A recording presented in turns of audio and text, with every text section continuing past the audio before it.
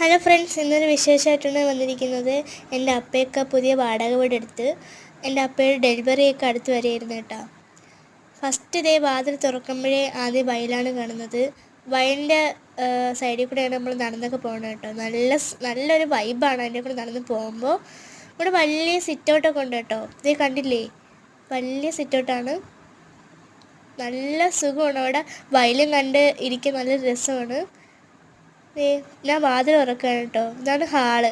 2 ഹാളായിട്ടാണ് അവർ നിർത്തിയിരിക്കുന്നത്. അതുകൂടാതെ തന്നെ നല്ല സ്പേസ് ഉണ്ട് കേട്ടോ ഈ ഹാള്.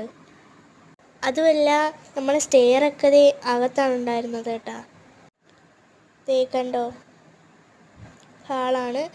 സ്റ്റെപ്പിൻ്റെ അവിടെ മൂലയ്ക്കാണ് കേട്ടോ വിളക്ക് കത്തിക്കുന്നത്.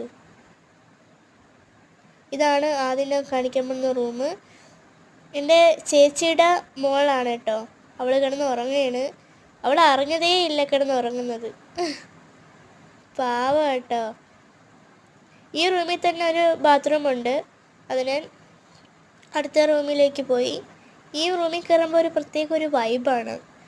നല്ല സുഖമാണ്, നല്ല തണുപ്പാണ് കേട്ടോ. അതുകൂടാതെ തന്നെ ഈ വീട്ടിൽ നല്ല കാറ്റും വെളിച്ചം എല്ലാം ഉണ്ട് കേട്ടോ. കണ്ടില്ലേ. ഞാൻ ഇനി അടുക്കളയിലോട്ട് പോവാണ്.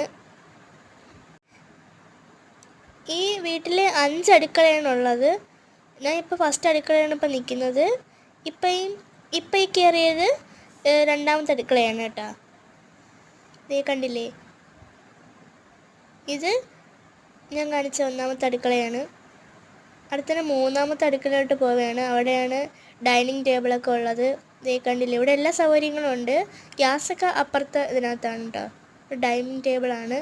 എൻ്റെ ചേച്ചി ഇരിക്കുന്നത്. അപ്പുറത്തന്നെ ചേട്ടനാണ് കേട്ടോ ഇരിക്കുന്നത്. കണ്ടോ,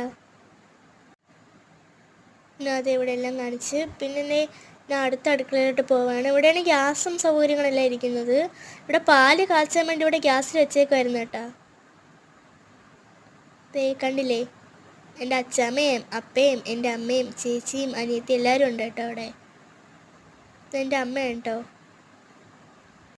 ഇതെൻ്റെ കുഞ്ഞാണ്. ഇതെൻ്റെ അച്ഛാമ്മ കേട്ടോ. പാലത് ഇങ്ങനെ അടുപ്പി വെച്ചതേ ഉള്ളൂ.